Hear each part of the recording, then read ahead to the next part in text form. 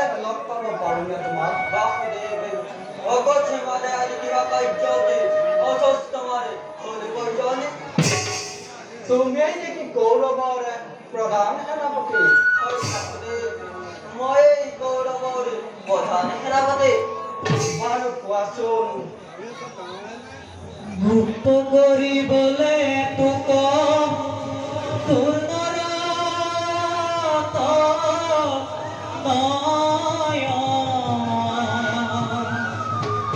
ভানত কুণ্ডল হৈ সমস্তে